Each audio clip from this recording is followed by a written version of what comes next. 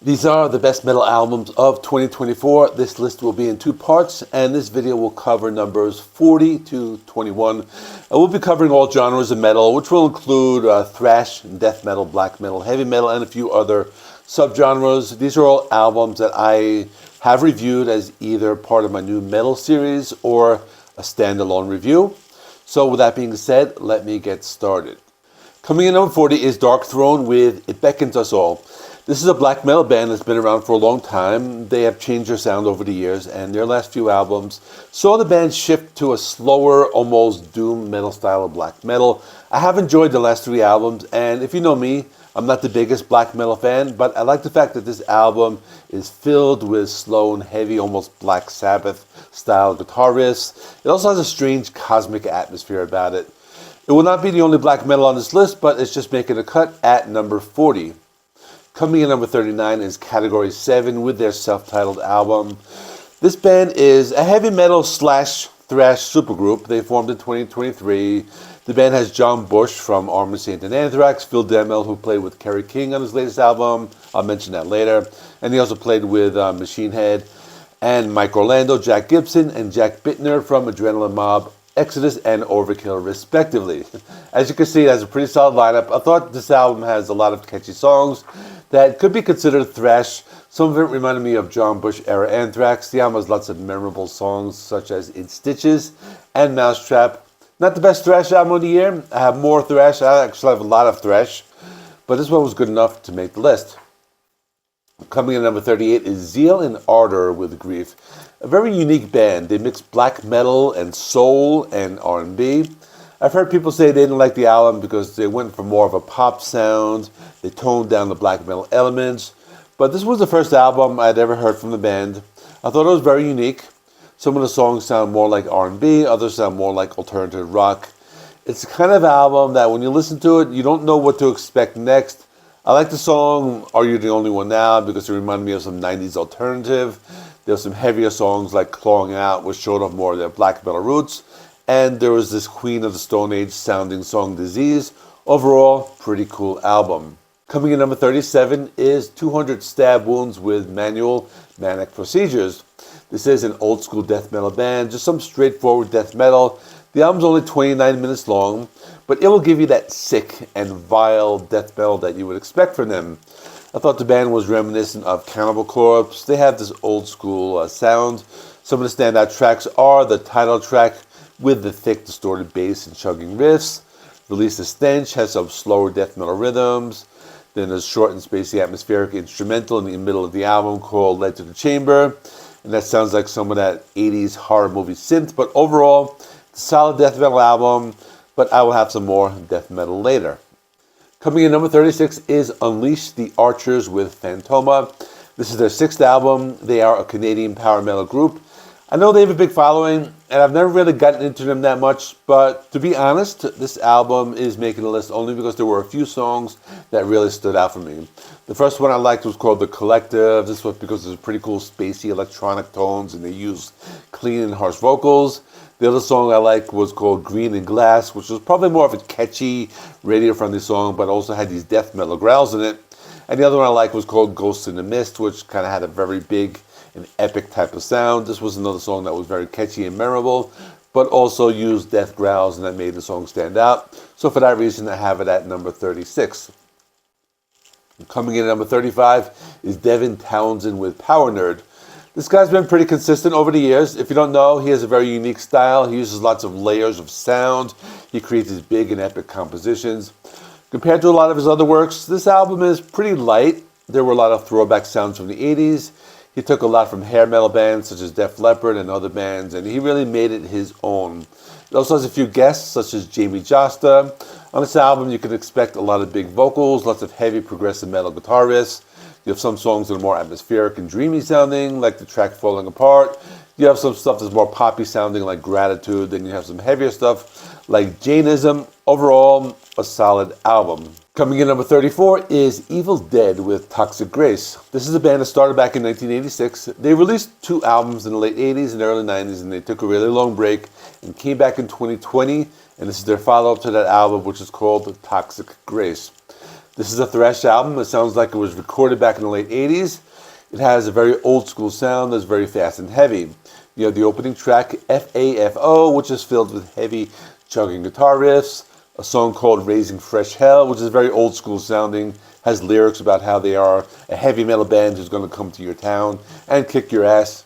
There's a song called Stupid on Parade, which has lyrics that criticize the government, something that's very common with thrash bands back in the day. And there's a track called Subjugated Souls, which has a little bit of classic metal influence, which is about being addicted to the internet. Overall, solid thrash metal, coming in at number 34. Coming in number 33 is Cavalera Conspiracy with the re-recording of Schizophrenia. It was originally recorded by Sepultura back in 1987. This is the second time they did a re-recording. Last year they re-recorded the album Morbid Visions and their EP Bestial Devastation. And the reason they recorded was back then they didn't really have the equipment and the funds to create a good sounding album. Although there's some people who disagree and prefer the older version or versions. But I like this one. I think Max's vocal sounds a lot more cavernous, and it really shows how the band Sepultura was growing and even reinventing thrash metal. The album has a few instrumentals, and it's just a solid re-recording. I usually don't include re-recordings, but this one's worth it, so for that reason I have it at number 33. Coming in at number 32 is Flotsam and Jetsam with I Am the Weapon. This is another old school thrash band that's been around for a long time. I think they're one of those bands that still sounds very good after all these years. I might even say that some of their later albums are better than some of the stuff they put out in the 80s and 90s. With that being said, this is the type of thrash metal that has cleaner vocals that are more in a traditional heavy metal style, so that sets them apart from other thrash bands. You have songs like Primal, which has some big and heavy chunky guitar riffs. You have the title track, which has faster and more aggressive sounds.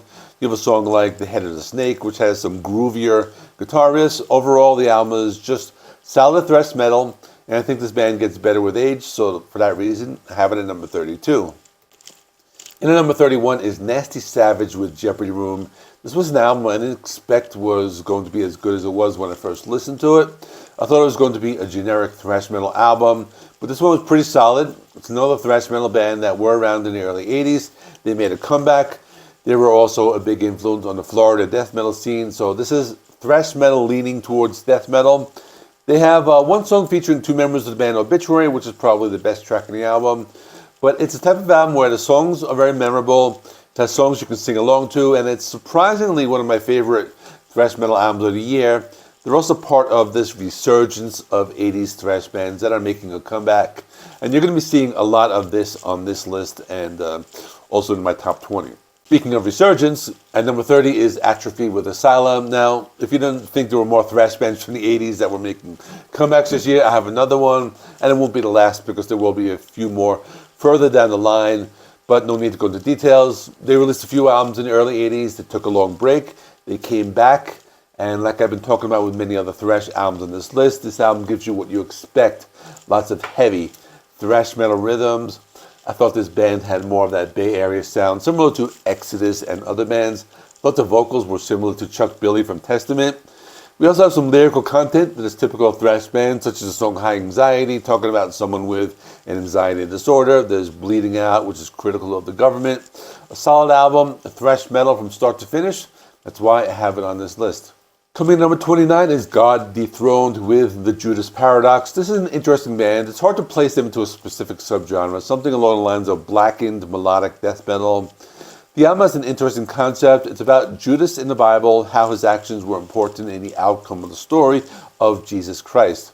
I like it because it sounds like black metal that doesn't move super fast. It also has a vocalist who uses deep black metal style vocals, but you can understand what he's saying and you can follow the story.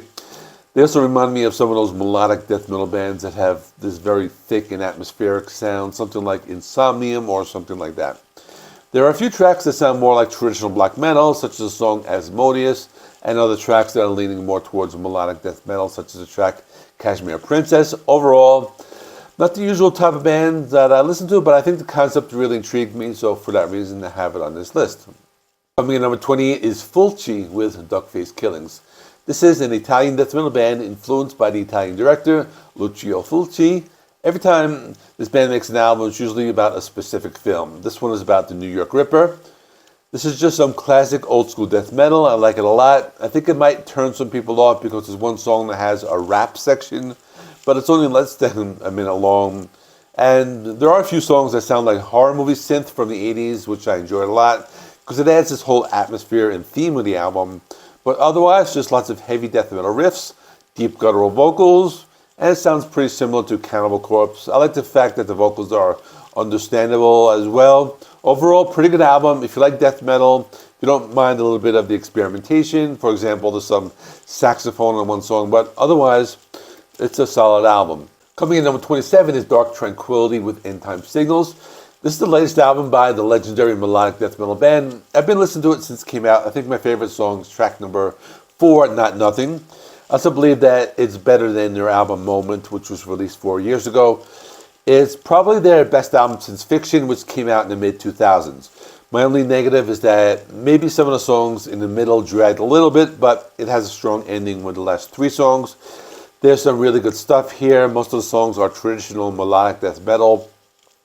There's some other stuff, a few atmospheric ballads, such as the song One of Us Is Gone, and some more traditional sounding melodic death metal, such as the song Unforgivable. So this one is very good and worthy of making the list.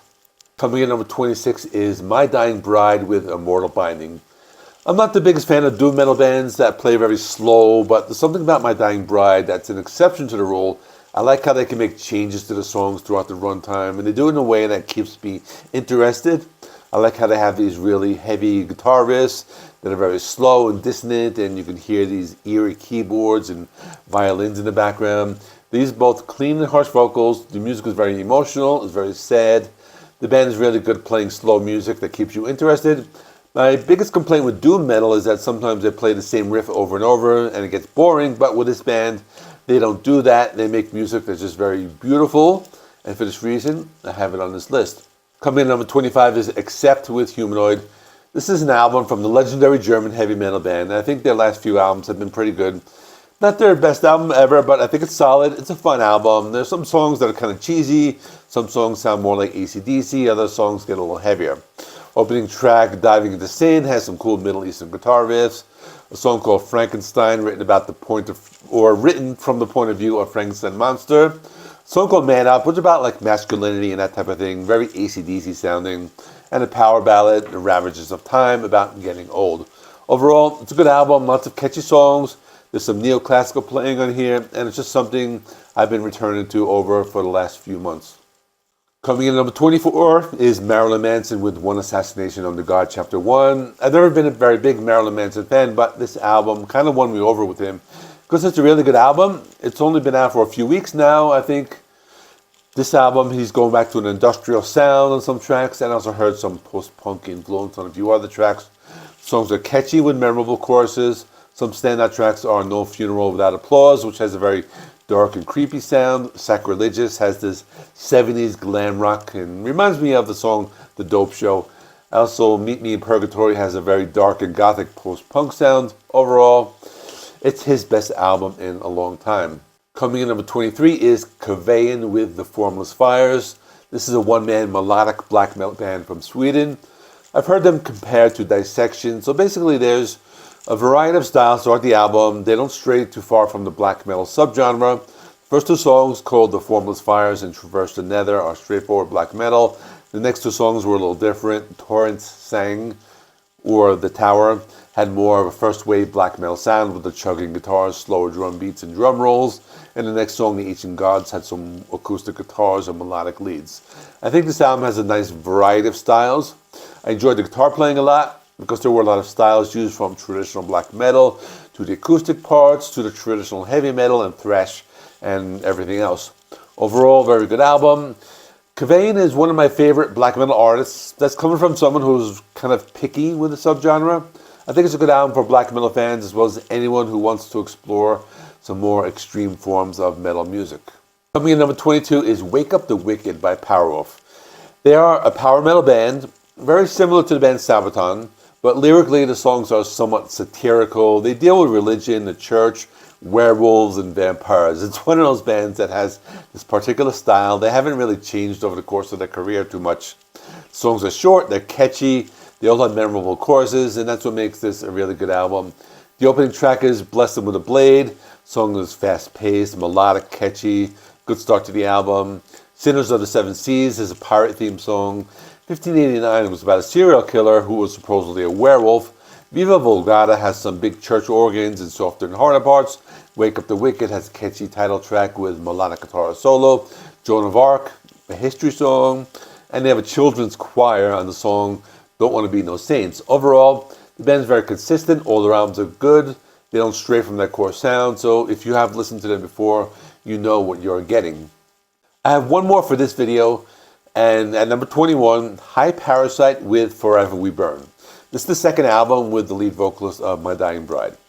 This is some death doom mixed with gothic rock, which is similar to another band I'm going to be talking about in the next video or in the top 20. So there's a little like spoiler right there. This was another solid album. Basically the band sounds like some of those new wave or post-punk bands from the early 80s, like Joy Division or Killing Joke. They're blending with some more modern death doom. So what you get are lots of riffs, both in the death metal style as a post-punk style. Vocals are clean, almost baritone style, mixed with some death metal growls.